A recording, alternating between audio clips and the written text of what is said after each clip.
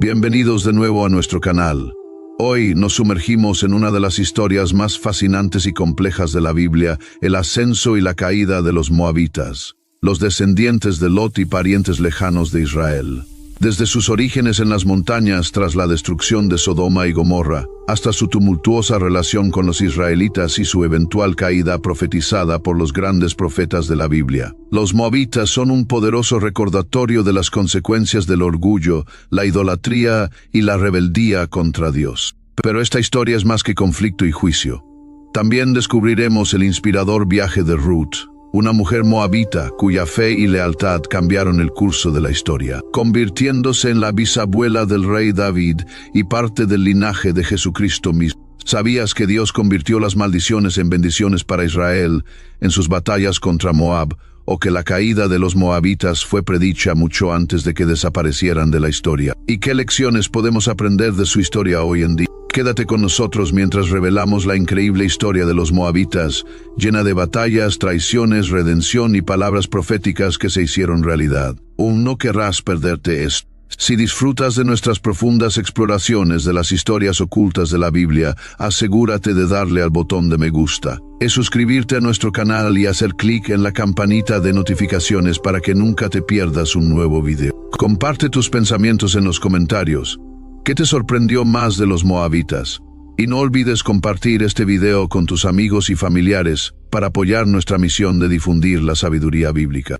Empecemos. La historia se desarrolla en el capítulo 19 del libro de Génesis, donde Dios decide destruir Sodoma y Gomorra debido a su extrema maldad. Sin embargo, Lot encuentra gracia ante Dios gracias a la intercesión de Abraham, y él y su familia reciben la oportunidad de escapar de la inminente destrucción. Al amanecer, los ángeles apremiaron a Lot, diciendo: levántate, toma a tu esposa y a tus 2 hijas que están aquí, para que no perezcas en el castigo de la ciudad.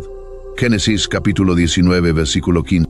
Después de una dramática huida, con la esposa de Lot convirtiéndose trágicamente en una columna de sal por mirar atrás, Lot y sus hijas huyeron a las montañas cerca de Zoar. Allí, se refugiaron en una cueva, aislados y temerosos de que la humanidad hubiera sido aniquilada. Las hijas de Lot, creyendo que su línea familiar llegaría a su fin, recurrieron a un plan extremo y perturbador. Entonces la mayor dijo a la menor: nuestro padre es viejo. The family that vacations together stays together. At least that was the plan. Except now the dastardly desk clerk is saying he can't confirm your connecting rooms. Wait, what? That's right, ma'am. You have rooms 201 and 709. No, we cannot be 5 floors away from our kids. The doors have double locks. They'll be fine. When you want connecting rooms confirmed before you arrive, it matters where you stay. Welcome to Hilton. I see your connecting rooms are already confirmed. Hilton, for this day. Mint is still $15 a month for premium wireless. And if you haven't made the switch yet, here are 15 reasons why you should. 1, it's $15 a month. 2, seriously, it's $15 a month.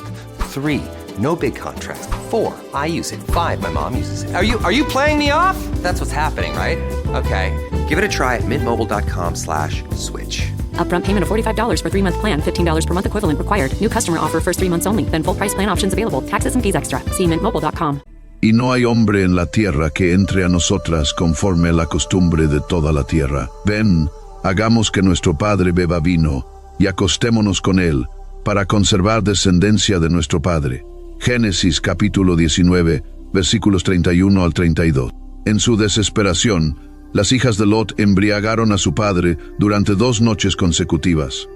Cada una se acostó con él y ambas quedaron embarazadas. La hija mayor dio a luz a un hijo llamado Moab, quien se convirtió en el antepasado de los moabitas, mientras que la menor dio a luz a un hijo llamado Ben-Ammi, el padre de los amonitas. Los orígenes de los moabitas están profundamente arraigados en una historia de supervivencia, miedo y desesperación. Todo comienza con Lot, un hombre estrechamente relacionado con el patriarca Abraham. Lot decidió establecerse en la ciudad de Sodoma, una decisión que eventualmente lo llevaría a una gran agitación. Así las 2 hijas de Lot concibieron de su padre. La mayor dio a luz un hijo y le puso por nombre Moab. Él es el padre de los moabitas hasta el día de hoy. La menor también dio a luz un hijo y lo llamó Ben-Ammi. Él es el padre de los amonitas hasta el día de hoy.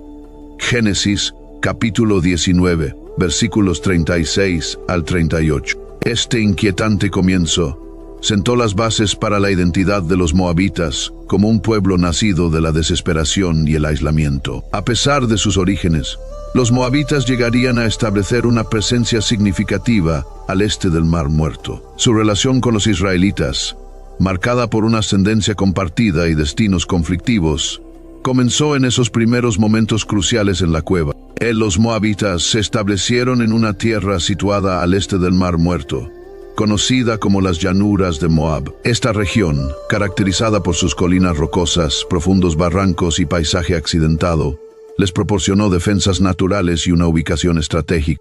Las principales ciudades de Moab incluían Ar, Kir y Dibón, que servían como centros de poder, comercio y cultura. Las fértiles llanuras y el acceso a rutas comerciales vitales permitieron a los moabitas prosperar económicamente, aprovechando la agricultura y el comercio para construir una nación fuerte y resiliente. La tierra no solo era accidentada, sino también bien fortificada, con ciudades a menudo situadas en elevaciones altas que les daban una ventaja táctica contra posibles invasores. La posición estratégica de Moab le permitió controlar rutas comerciales significativas, lo que lo convirtió en un territorio valioso frecuentemente disputado por las naciones circundantes. Y el Señor me dijo: no molestes a Moab, ni te metas con ellos en guerra, porque no te daré posesión de su tierra, ya que he dado a Ar a los descendientes de Lot como posesión. Deuteronomio capítulo 2 versículo 9. La instrucción de Dios a los israelitas de no provocar a los moabitas fue un reconocimiento del derecho de Moab a su tierra como descendientes de Lot. Los israelitas, durante su travesía por el desierto, recibieron específicamente la orden de evitar conflictos con los moabitas mientras atravesaban la región. A pesar de este decreto divino, la relación entre las dos naciones siguió siendo tensa, marcada por la desconfianza profunda y hostilidades frecuentes. La capital de Moab, Dibón, jugó un papel importante en su historia, y fue el sitio donde se descubrió la famosa estela de Mesa, un monumento de piedra que proporciona un relato de las victorias del rey Mesa de Moab sobre Israel. Este artefacto, que data del siglo IX a.C., destaca los conflictos prolongados entre Moab e Israel.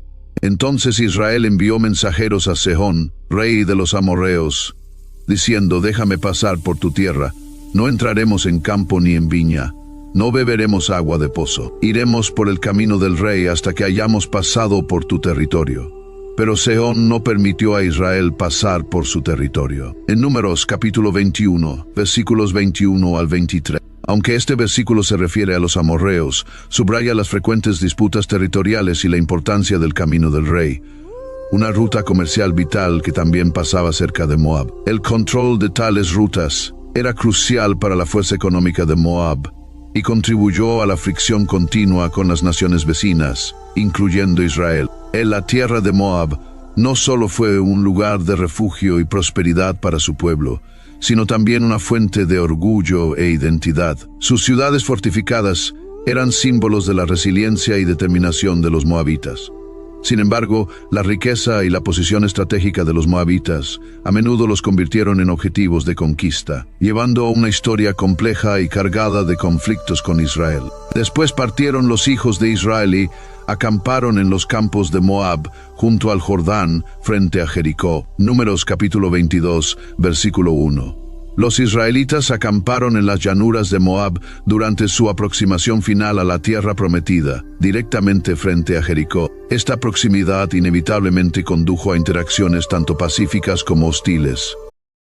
This episode is brought to you by LinkedIn. Healthcare professionals can lead their careers with LinkedIn. Discover jobs by specialty, preferred shifts, and even desired salary. From mental health therapists to radiology technicians, it's now faster and easier for healthcare professionals to find the right fit. Learn more at linkedin.com/healthcare. Side effects may include faster job placement, improved work-life balance, and increased career satisfaction. Are your business expenses playing hide and seek? With Uber for Business, the small spends that slip through the cracks, like rides and meals, go right where you need them. Because it integrates with leading expense platforms, you can say goodbye to surprise costs, missing dollars, or chasing receipts. Everything's track-downable. Uber for Business. Make small steps that make a big impact. Learn more at uber.com/smallsteps. All right, listen up, nacho chips. Quiet down, crispy potatoes. This is the moment Velveeta's been preparing you for, and you're not about to crack under pressure. Today's the day to go all in on the drip.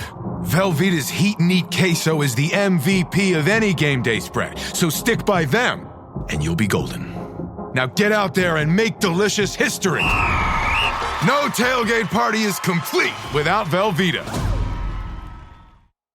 Preparando el escenario para una de las confrontaciones más notables cuando Balak, rey de Moab, buscó maldecir a Israel a través del profeta Balaam. La relación entre los moabitas y los israelitas era compleja y a menudo tensa, marcada por una mezcla de ascendencia compartida, intereses en conflicto e intervención divina. Aunque los moabitas eran parientes lejanos de los israelitas a través de su ancestro común Abraham, este parentesco hizo poco para prevenir las frecuentes tensiones entre las dos naciones. Durante el viaje de los israelitas hacia la tierra prometida, Dios instruyó específicamente a Moisés y a los israelitas que no provocaran a los moabitas ni se enfrentaran a ellos en batalla. A pesar de esto, los moabitas vieron el creciente poder de Israel como una amenaza significativa, especialmente después de presenciar las victorias de Israel sobre naciones poderosas como los amorreos. Pero el Señor me dijo: no molestes a Moab, ni provoques guerra con ellos, porque no te daré ninguna parte de su tierra. He dado a los descendientes de Lot como posesión.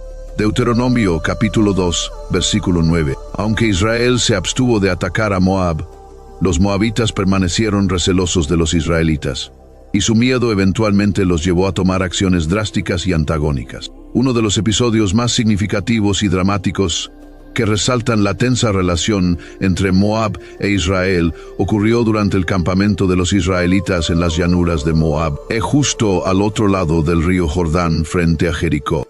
Balak, el rey de Moab, alarmado por el gran número de israelitas y sus recientes conquistas, buscó maldecir a Israel. Llamó a Balaam, un profeta bien conocido, con la esperanza de que una maldición debilitara a Israel y evitara que se convirtieran en una mayor amenaza para Moab. Entonces partieron los hijos de Israel y acamparon en las llanuras de Moab, junto al Jordán, frente a Jericó. Y Balak, hijo de Zippor, vio todo lo que Israel había hecho a los amorreos, y Moab tuvo gran temor del pueblo, porque eran muchos. En Números, capítulo 22, versículos 1 al 3. A pesar de las súplicas urgentes de Balak y las ofertas de grandes recompensas, Balaam se vio incapaz de maldecir a Israel como se le había pedido. En cambio, cada vez que intentaba pronunciar una maldición, Dios intervenía y convertía sus palabras en bendiciones, para gran frustración de Balak. Pero Dios dijo a Balaam: no vayas con ellos.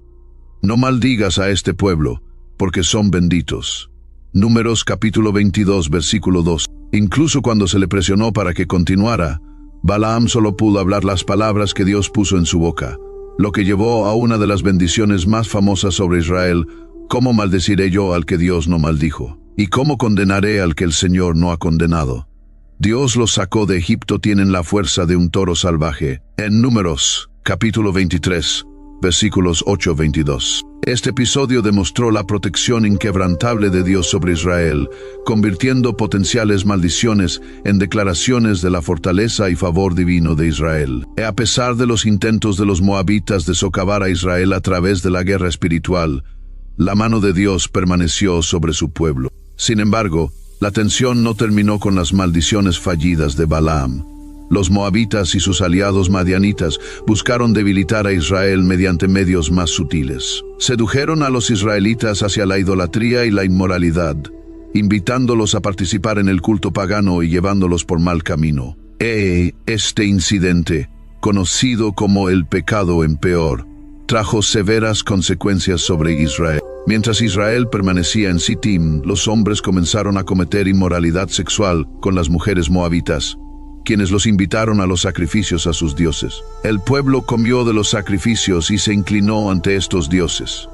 Números capítulo 25 versículos 1 al 2. Este acto de engaño provocó la ira de Dios contra Israel, resultando en una devastadora plaga que cobró la vida de 24,000 israelitas. Fue un recordatorio contundente de los peligros espirituales que conllevan las alianzas comprometedoras y la continua enemistad de los moabitas hacia el pueblo escogido de Dios. A pesar de estas hostilidades, hubo momentos de paz y alianzas entre Israel y Moab.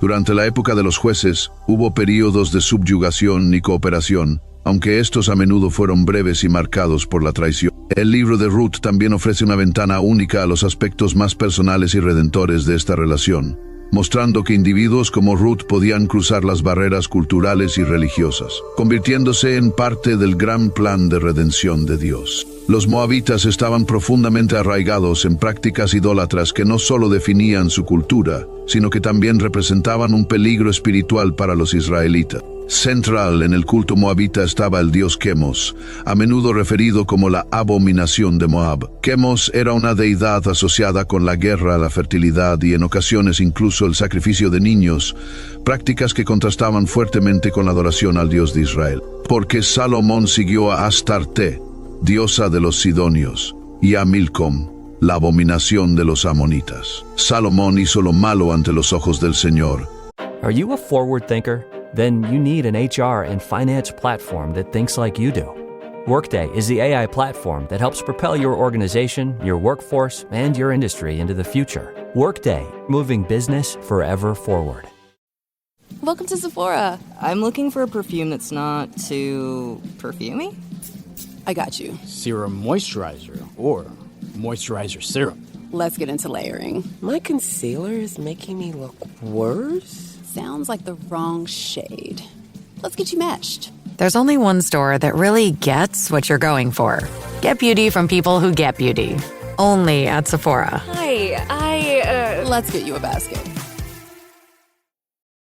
Don't chew on that, Max. Cooper loves that chew, too. Oh, now he's into Cooper's food. Wow, he is loving it. What do you feed Cooper? Blue Buffalo Life Protection Formula. He never leaves a crumb. I love it because it's made with high-quality protein, nutrient-rich fruits and veggies, and wholesome whole grains. Looks like we're switching to Blue. Blue Buffalo foods are made with the superior ingredients your dog needs to thrive. Can your dog food say that? Visit feedbluefood.com to learn more. Y no siguió plenamente al Señor, como lo hizo su padre David. Entonces Salomón edificó un lugar alto para Quemos, la abominación de Moab, en el monte que está al oriente de Jerusalén. El primer libro de Reyes, capítulo 11, versículos 5 al 7.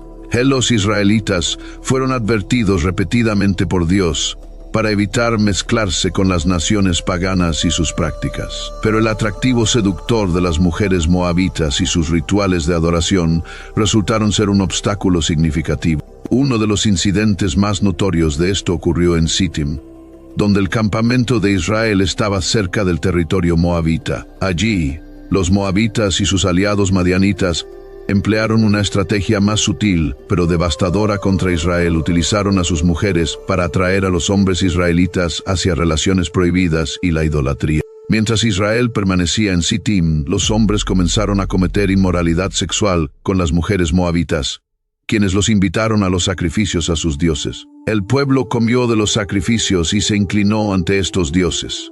Números capítulo 25 versículos 1 al 2.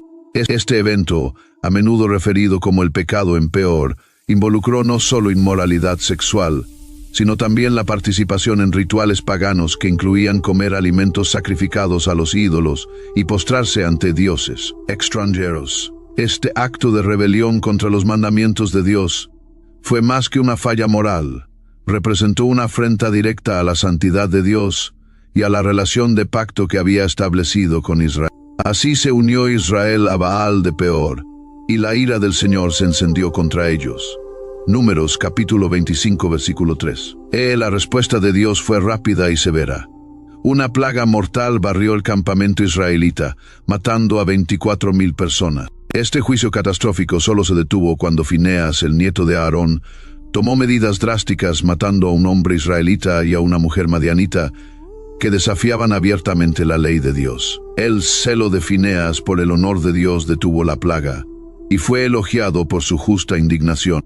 Finías, hijo de Eleazar, hijo del sacerdote Aarón, ha apartado mi ira de los hijos de Israel, al haber mostrado entre ellos el mismo celo que yo siento, para que no consumiera a los hijos de Israel con mi celo. En Números capítulo 25, versículo 1. La idolatría de los moabitas no se limitó al incidente en Peor. Su influencia persistió a lo largo de la historia de Israel, tentando continuamente a los israelitas a desviarse de su pacto con Dios. El libro de los Jueces registra que Israel cayó repetidamente en la idolatría, a menudo influenciado por naciones vecinas como Moab. Estas recaídas en la adoración de ídolos frecuentemente llevaron a ciclos de opresión, donde Dios permitió que Israel fuera subyugado por sus enemigos como castigo por su infidelidad. Los hijos de Israel hicieron lo malo ante los ojos del Señor, y sirvieron a los Baales y a las Astartes, los dioses de Aram, los dioses de Sidón, los dioses de Moab, los dioses de los amonitas y los dioses de los filisteos. Abandonaron al Señor y no le sirvieron. Jueces capítulo 10 versículo 6. El legado de idolatría de Moab dejó una mancha duradera, no solo en su propia nación, sino también en la historia espiritual de Israel. La atracción repetida por las costumbres y dioses moabitas fue un desafío recurrente que puso a prueba la fidelidad de Israel hacia Yahvé. Estas interacciones resaltan los peligros de comprometerse con prácticas paganas y la importancia de adherirse a los mandamientos de Dios. La idolatría de los moabitas sirve como un recordatorio contundente de los peligros espirituales que surgen cuando el pueblo de Dios se aleja de sus caminos y abraza las prácticas de las culturas circundantes. Aunque los moabitas eran conocidos por sus poderosas ciudades y su tierra estratégica, su legado final en la historia bíblica es uno de corrupción espiritual. Una advertencia para todos los que sigan su camino de idolatría. Aunque los moabitas a menudo eran retratados como adversarios de Israel, la historia de Ruth se presenta como una excepción notable, una extraordinaria historia de amor, lealtad y redención. Ruth fue una mujer moabita que se convirtió en una figura clave en la línea de descendencia del mayor rey de Israel, David, y en última instancia del Mesías, Jesucristo. Su historia, registrada en el libro de Ruth, es un poderoso testimonio de cómo la gracia de Dios puede trascender las barreras culturales y nacionales. La historia comienza durante el tiempo de los jueces, cuando una severa hambruna obligó a Elimelech, su esposa Noemí y sus 2 hijos a dejar Belén y buscar refugio en la tierra de Moab. Mientras estaban en Moab, Elimelech murió. This episode is brought to you by Amazon Business. We could all use more time. Amazon Business offers smart business buying solutions, so you can spend more time growing your business and less time doing the admin. I can see why they call it smart. Learn more at amazonbusiness.com. This is an ad. I hate it! An ad for crisp, refreshing Angry Orchard hard cider. That is refreshing. An ad that interrupted your podcast. I hate being interrupted! To remind you to stop being angry at me and crack open an Angry Orchard. That's a good idea. Don't get angry! Get Orchard. Angry Orchard Cider Company, LLC. AngryOrchard.com. Please drink responsibly. Angry Orchard is a hard cider with other natural flavors. Y sus hijos se casaron con mujeres moabitas, Orfa y Ruth. Después de unos 10 años, ambos hijos de Noemí también murieron, dejando a Noemí y a sus nueras viudas y sin apoyo. Pero Elimelech, marido de Noemí, murió, y ella quedó con sus 2 hijos.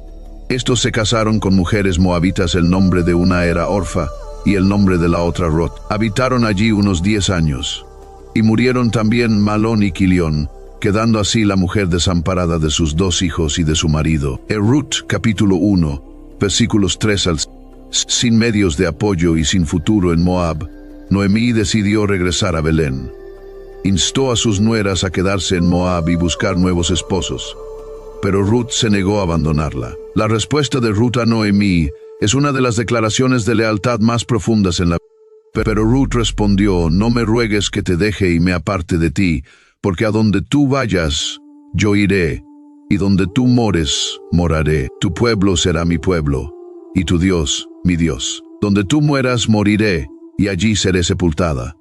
Así me haga el Señor, y aún me añada, que solo la muerte hará separación entre nosotras. Ruth, capítulo 1, versículos 16 al 17. La decisión de Ruth de dejar su tierra natal, su familia y sus dioses para abrazar al pueblo y al Dios de Israel fue un acto de fe valiente. Eligió seguir a Noemí de regreso a Belén, plenamente consciente de los desafíos que enfrentaría como extranjera. La disposición de Ruth para adoptar al Dios de Israel como propio demuestra la inclusividad de la gracia de Dios, que va más allá de las fronteras de Israel para atraer a personas de todas las naciones. Al llegar a Belén, Ruth buscó proveer para Noemí y espigando en los campos durante la cosecha de cebada. La práctica de espigar, ordenada por Dios en la ley de Moisés, permitía a los pobres y a los extranjeros recoger el grano sobrante. Cuando ciegues la mies de tu tierra, no segarás hasta el último rincón de tu campo, ni recogerás las espigas caídas de tu cosecha. Las dejarás para los pobres y para el extranjero. Yo soy el Señor tu Dios. Levítico capítulo 23, versículo 22. El arduo trabajo y el espíritu humilde de Ruth llamaron la atención de Buz, un rico y bondadoso terrateniente que era pariente de Elimelech. Buz mostró favor a Ruth, asegurando su seguridad y proporcionándole grano adicional. La integridad y la dedicación de Ruth hacia Noemí impresionaron profundamente a Buz, sentando las bases para una hermosa historia de redención. Buz le respondió: «Se me ha contado todo lo que has hecho por tu suegra después de la muerte de tu esposo, y cómo dejaste a tu padre, a tu madre y tu tierra natal para venir a un pueblo que antes no conocías. Que el Señor te recompense por lo que has hecho, y que recibas una recompensa completa de parte del Señor, el Dios de Israel, bajo cuyas alas has venido a refugiarte». Ruth, capítulo 2, versículos 11. A través de una serie de eventos guiados por la providencia de Dios, Buz, como redentor de la familia, tomó a Ruth como esposa. Este acto no solo redimió la línea familiar de Noemí, sino que también integró a Ruth, una moabita, en la comunidad del pacto de Israel. Su unión produjo un hijo llamado Obed, quien se convertiría en el abuelo del rey David. Así que Buz tomó a Ruth, y ella fue su esposa. Y cuando él se unió a ella, el Señor le concedió concebir, y ella dio a luz un hijo. Entonces las mujeres dijeron a Noemí: «Bendito sea el Señor, que no te ha dejado hoy sin un redentor, y sea célebre su nombre en Israel». Ruth capítulo 4 versículos 13 al 14. La historia de Ruth no es solo un relato de lealtad personal, es un poderoso ejemplo de cómo el plan de redención de Dios a menudo trabaja a través de personas y circunstancias inesperadas. A pesar de su herencia moabita, la fe y la dedicación de Ruth le permitieron desempeñar un papel crucial en el plan de Dios para su pueblo. Se convirtió en la bisabuela de David, el más grande rey de Israel, y en una antepasada de Jesucristo, el Redentor Supremo. Ahora, exploremos más a fondo la caída de Moab.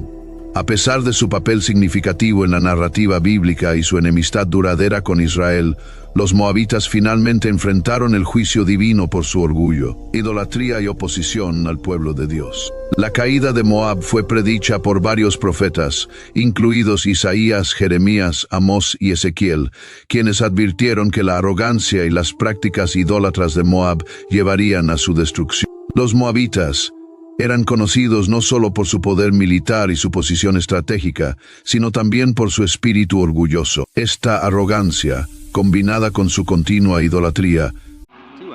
As a sports fan, I have to confess, sometimes the game gets kind of boring. That's when I unfold my Samsung Galaxy Z Fold 7 and use multi-window viewing on its large screen. Boring game? I'm checking out my fantasy baseball league at the same time. Score still 1-0? I'm replying to emails in the other window, scoring points with the boss. Semifinals finally getting exciting? I'm buying tickets to the finals and booking my flights. Can your phone do that? The new Galaxy Z Fold 7. Get yours at Samsung.com. Hey, Fidelity. How can I remember to invest every month? With the Fidelity app, you can choose a schedule and set up recurring investments in stocks and ETFs. Oh, that sounds easier than I thought. You got this. Yeah, I do. Now, where did I put my keys? You will find them where you left them.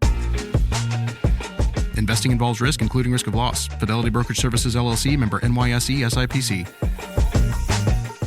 Los llevó a creer que eran invencibles, una creencia que resultaría ser su perdición. Hemos oído del orgullo de Moab. Muy orgulloso es de su altivez, de su orgullo y de su arrogancia, y de la soberbia de su corazón. En Isaías capítulo 16, versículo 6. La profecía de Isaías destaca el orgullo de Moab, describiéndolo como su defecto definitorio. La confianza de los moabitas en sus ciudades fortificadas, su riqueza y sus alianzas los cegó a su vulnerabilidad. Se jactaban de su fuerza y confiaban en sus ídolos, pero no reconocieron que su verdadera batalla era contra el Señor. Isaías profetizó que Moab sería humillado, que sus viñedos y campos símbolos de su prosperidad serían devastados, y que su alegría se convertiría en luto. Por eso mi corazón gime como una lira por Moab, y mi interior por Kir-Hareset. Y cuando Moab se presenta, cuando se cansa en el alto lugar, cuando viene a su santuario a orar, no prevalecerá. En Isaías capítulo 16, versículos 11 al 2, Isaías describe a una nación luchando y desesperada, volviéndose a sus ídolos y altos lugares en busca de ayuda, pero sin encontrar respuesta. Sus celebraciones, antes orgullosas y alegres, serían reemplazadas por el dolor, al venir sobre ellos el juicio de Jeremías, otro de los grandes profetas, también pronunció severos juicios contra Moab, enfatizando que su caída no fue solo resultado de cambios geopolíticos, sino una consecuencia directa de su desafío contra Dios. Los moabitas se habían engrandecido contra el Señor, burlándose de su pueblo y estableciéndose como enemigos de sus propósitos. Moab será destruido y dejará de ser pueblo, porque se engrandeció contra el Señor. Terror, foso y trampa están sobre ti, oh habitante de Moab. Jeremías, capítulo 48, versículos 42 al 43. La profecía de Jeremías describe la desolación completa de Moab. Sus ciudades serían destruidas, sus guerreros derrotados, y su tierra quedaría desolada. La imagen de terror, foso y trampa ilustra la naturaleza ineludible del juicio de Dios. Nadie podría escapar de la calamidad que se avecinaba. El cuerno de Moab es cortado y su brazo quebrado, declara el Señor. Jeremías capítulo 48, versículo 25. El cuerno y el brazo simbolizan la fuerza y el poder, y su quebrantamiento representa la completa humillación y debilitamiento de Moab. Su poder militar, su fuerza económica y su orgullo nacional serían destrozados ante los ojos de las naciones. El profeta Amós también habló contra Moab, condenándolos por sus acciones violentas y destacando la naturaleza brutal de sus conflictos con las naciones vecinas. Amós señaló especialmente a Moab por la profanación de los huesos del rey de Edom, un acto de extrema falta de respeto que demostraba su profunda animosidad. Así dice el Señor: por 3 transgresiones de Moab, y por 4 no revocaré su castigo, porque quemó los huesos del rey de Edom hasta calcinarlos.